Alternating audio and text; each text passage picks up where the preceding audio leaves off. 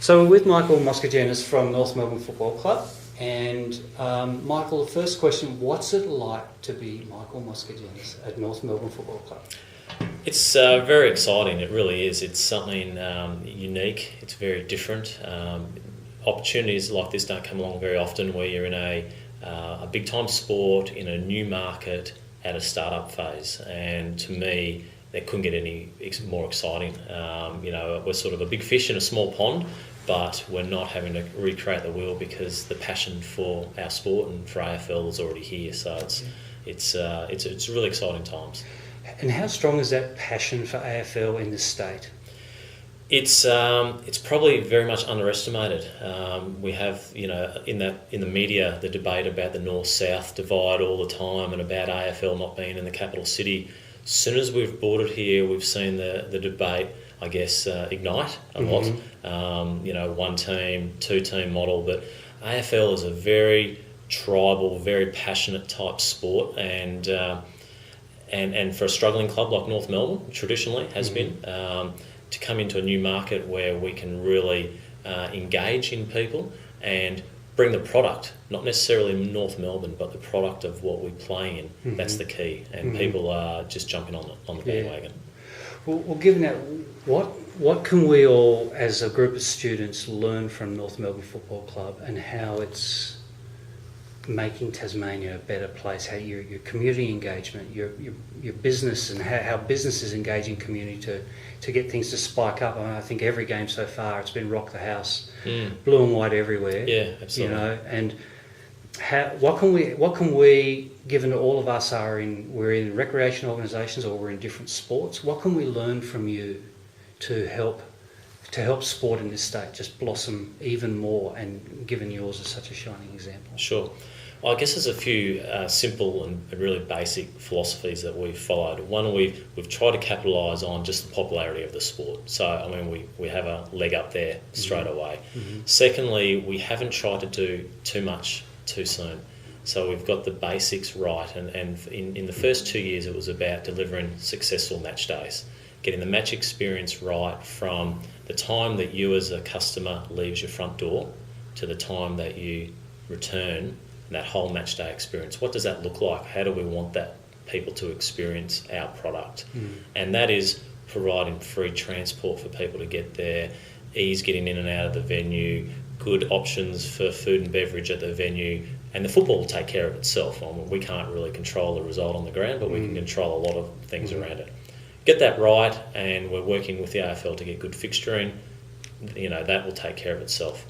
So once we've bedded that down and we've really got that model, then we look at how we can really engage community and actually put something back. And North Melbourne is by far leading the sporting industry in Australia and how they engage community.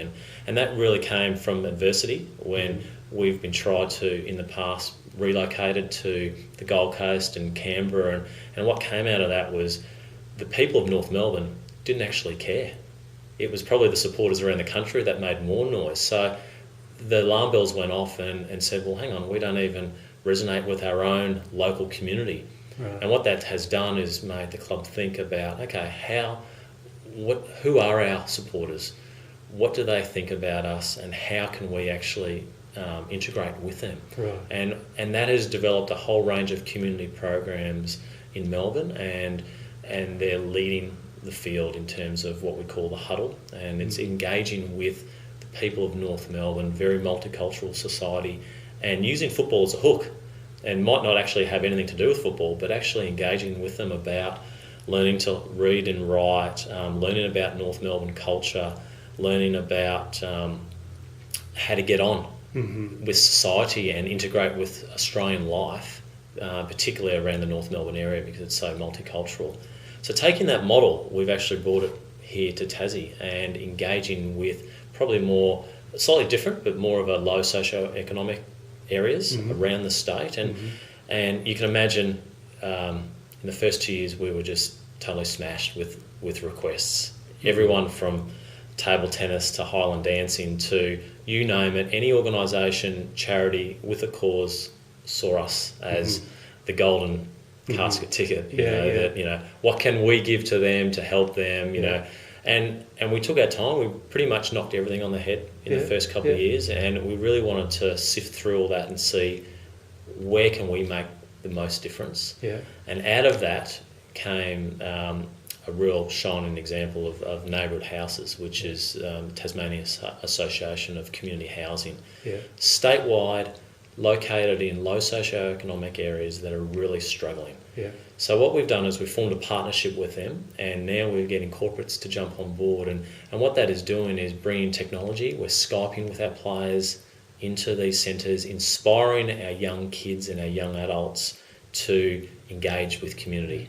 Yeah. Stay in school, be healthy, stay active, get an education. And by the way, you might learn to have a kick and handball and meet some players, but it's all these community engagement messages that society is struggling with. Yeah. And we as a football club are using our brand and our media exposure to bring that to them. Yeah. And to me, it's a major passion of mine, and it's successful, and it's really starting to get momentum. Yeah. And you're doing that, it sounds like, at relatively no cost. I mean, there's a lot of cost for your time, and you know, I'm sure you do a lot of data mining and think, how are we going to approach this, and you know, what are our strategies? But you say you use Skype. I mean, all of us could use Skype, right? You know, if we've got a good idea, or maybe there's someone in the class who might, you know, may have a good idea, they could contact you through me, perhaps, for example. I mean, and then share an idea with you to integrate into this program. Absolutely, you can never put you know, a figure on time, and that's just part of the nature of the beast. But you're right, technology has changed the way we can do it. I don't have a football team in my back pocket here in Tasmania to just roll out every second day to these areas, so we have to be clever about how we do it. Yeah. And ultimately, year one, very low setup costs for us. Now that we've also got corporate support, they're paying for all the computers, that we're actually putting computers, hardware, physical equipment into all of these centres, 35 around the state. Yeah. They're paying for that. We're setting them up with their internet. We've got another company to do that. Wow. Because these companies want to put back into Tasmanian community. And it's changing the way, the perception of how corporate world is engaging with society and how they want to sell their product. Gone are the days when they wanted to just buy the traditional corporate hospitality, some tickets and some signage. They want to find a tangible way now to engage with society, and they'll still sell their product. And we can provide that mechanism for them, which is fantastic. And that's the way I want to develop something meaningful, a program that we can both get our teeth into, and we both make money. And the public are a winner as well. So we've got this situation now where you've got sport having this huge impact, and then you've got the social impact, and you've brought them together. When are Google and Apple and some of these organisations, when's the light bulb going to go off in their head? These guys are sitting on mega cash, and you know, it's this whole talk about this global community. You know, it's not the United States and Australia and England anymore. It's just all of us. When are they going to wake up to sport and what a huge business we are, and these amazing ideas like what you've developed and implemented, and then when they do wake up, how might that impact North Melbourne in terms of it becoming a global brand? I mean, thinking big now, absolutely. But that's where AFL's going. It's going global, isn't it? Absolutely. And we're probably you know, in the world context, you know, a drop in the ocean in terms of, you know, English soccer and European soccer and some of the United States sports. But you're right, those big companies seem to be proud of themselves and don't understand the power of sport and the power of leisure activities in people's lives, and the ability of those companies to make our sports and our pastimes more accessible. Surely one day they have to wake up to that, and then all of a sudden it opens up this whole new world to both parties. You know, like the technology that we've talked about with our people. Imagine if every child in Tasmania, in a circumstance where they didn't have access to actually physically attend a game, but they actually have a device, had free access to learning outcomes Mm-hmm. or free interviews with their idols, Yeah. sponsored by Google or Apple or something like that. You know, there's actual tangible learning outcomes that these companies could use football, because we're the sexy end with our superstars, but these companies use us to provide that sexiness through their platforms and through their devices to actually put in some learning outcomes for these kids that are really struggling with the traditional system of education and society, which is really a bit of a basket case. Yeah. So there kind of is by proxy already a kind of a connection to the Googles and the Apples of the world, which made me think, how do you use Web 2.0? How do you use social media? How do you use apps to grow the Huddle program, to grow North Melbourne's brand in, you know, not only just in Hobart, but probably, you know, in Melbourne, in the rest of the country, and then globally? Have you got any suggestions to the students on how they might use Web 2.0 to build their kingdom, their sport, their recreation activity? Absolutely. First and foremost, the content needs to be simple, but it also needs to be regular.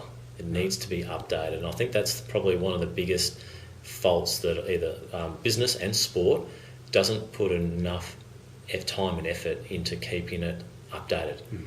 The appetite for content is insatiable, particularly for our sport across the board. Mm-hmm. And we've put particularly our media team in Melbourne have put a major focus on driving relevant and timely content and putting on more resources, and you might have to actually copy it in the pocket to actually, put on more staff, mm-hmm. but that will pay dividends down the line, because you're getting, for North Melbourne, for instance, where I think we're number 2 across the AFL for a small club with only 35,000 supporters, mm-hmm. number 2 across the AFL with all these giant clubs, Collingwoods and the Carltons and the Essendons, with social media, web hits, YouTube, Twitter, all that sort of stuff, because we drive that culture within our club. Mm. And that in turn is driving the corporate dollar as well, because they want to be associated with us because of the amount of eyeballs that are seeing us. So for a club so small, you can see the investment that we're putting into it, and ultimately for us with the Huddle and our community programs here, all of our hardcover resources, physical resources are all transferred into usable iPad applications and iPhone and Android applications as well, so that there's no excuse to not being, able to get access to it. Mm-hmm. And the thing to keep in mind is, even where they were working in these low socio-economic areas, they might struggle with education and clothing and all that, but you know what? They've all got the top technology. Yeah. They always find a way for the technology. They always find a way to, they might not be able to feed the kids and do some of these basic things, which is a really sad situation. But they've all got the supporter wear. They've all got the iPhones, and they find a way to embrace those sorts of things. So, in a way, you nearly need to take advantage of that. So, North Melbourne's become very personalised. It is. It's you've got an education program, you've got Huddle, you've got your Web 2.0 strategies, you've got corporate involvement. It's how can I word this? So it's just thinking into the future. How much more personal will you be able to get? Do you think? Yeah, good question. That's a very good question. I mean, I think you need to look back at our strategy when we've come into Tassie. People were very sceptical initially because we've had history of going, relocated and all that sort of stuff. So we had to put the runs on the board in the first couple of years, and we've got nearly 4,000 Tasmanian members in 2 years, which is outstanding result, really.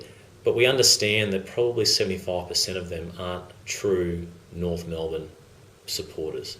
They are on board to either guarantee themselves a seat at the games or to support the concept of football in the capital city. Mm-hmm. And we get that. Mm. Our job over the years is to convert them. Yeah. And I don't care if we're their second team, because they will still support us and they'll be our members and they'll digest our stuff that we put on. The next thing is the next generation of the kids coming through. You know, Hawthorn have done a great job over the years because they've been here for 12 years, and the kids have just grown up knowing nothing else. That you know, in Tassie, if you don't follow a team, you follow Hawthorn because they play here. Well, that's our challenge, is to get into the next generation of kids. But so there's that personal approach that we need to take to all Tasmanians and make them feel that they're part of our club, and make them know that we are putting something back into Tasmanian society. So there's a lot of ways you can do it by, you know, just having a presence here. I think the players are starting to understand that as well, and understand that they need to be more accessible to the public. And to our guys' credit, the feedback that we've had so far is overwhelming. That when our guys come down here, they are blown away by how much the Tasmanian public embrace them, and in turn that makes our guys, and these are elite paid athletes who can sometimes be very difficult, want to give more. Wow. And be more personable. The good old want to, huh? Absolutely. Want to do it. And it's so refreshing, and we've got such a good young list, and you get it, once you get them here, they will do anything for you. Wow. And they'll stay till the last autograph signed or the last photo's taken, and until it's dark. And I guess it's that catch-22, you know, you give some and they'll give back. And you don't get that in Melbourne. I think they're a little bit more cleansed, or a bit more switched off, because they've got saturation in that market there. Do you think the group in Melbourne get our culture that we have here in Tasmania? We're a small community of 500,000 plus, but we don't have 6 degrees of separation here. We've got about 0.8. Yeah, exactly. Yeah. So we all kind of live in each other's pockets a little. We all know each other's business. But the good thing that comes out of that is an incredible closeness, and in my experience, and maybe in other students in the class, a kind of a reliance on one another. Do you think the interstate people get that? It has certainly taken a lot by surprise. There's no doubt about that. Everyone from our president, James Brayshaw, right down to our first year players, to this day, are blown away by the reception they get every time they come to Hobart. To play in front of 15,000 at Blunston Arena, and the whole stadium in blue and white. You know, 350 gamers like Brent Harvey has never experienced anything like that. So they're starting to understand how supportive, you know, that Hobart and Tasmania are of our sport, and then the next step is converting them to supportive of our team. And we want that tribal, animalistic thing to come out, where, you know, you come into Hobart, West Coast Eagles or whoever, you're going to be up against not only North, but you're going to be up against Tasmania. And we want that real intense thing to happen on the field and in the grandstands as well. Michael, just finally, what would be the dream application to help, given everything you've said today, what would be a dream application if you could somehow magically create it, where we talk about personalisation, and and the kids have all they've got all the gear, they've got all the money. You know, us parents, we have nothing. We're giving it all to them to buy iPads and iPhones. But and the players saying they want to connect, and that you've achieved acceptance in a very short amount of time, I've got to say, which is a credit to you and to the people around you. And what would be that dream type thing you'd like to see the club go to next, if it was possible, even if it's just pie in the sky? It might not be realistic. No, I get it. I mean, there's so many games and things like that, and they can play AFL footy all the time, but I think the missing thing, and it's very difficult to bring it together, is an app that'll teach our kids the basics of society, the issues that we've got about obesity, about not getting an education, about not being in work, how we can combat those with the message and make it fun, so it's not boring for the kids to switch off, but to show them that they need to eat healthy, they need to stay active, they need to get an education, they need to contribute to society, and by the way, you're going to have fun doing it. If there's some way we can connect those pieces all together, that's the dream app. Okay. Using sport as the hook. Yeah. And so you're saying we've got some pieces out there. What are the pieces that we can all go and have a look? What's the takeaway from today? What can we go look at North Melbourne on the web or something? What would you like us to go look at? Yeah. So promote North Melbourne Football Club. Absolutely, absolutely. Yeah, it's something that resonates with the kids. That you've got kids, I've got kids. Where we're telling them that that you really shouldn't have that. The box of chips every afternoon after school. Have an apple and go and play basketball for an hour or run around in the park rather than sitting on your iPad all the time. But the message might come from your iPad. Yeah. Okay. And that's the message, and I see it everywhere I go. Society is struggling with those key things, and somehow we need to be able to get that message through in a fun and in a way that will inspire our kids. Beautiful. Michael, thank you. My pleasure.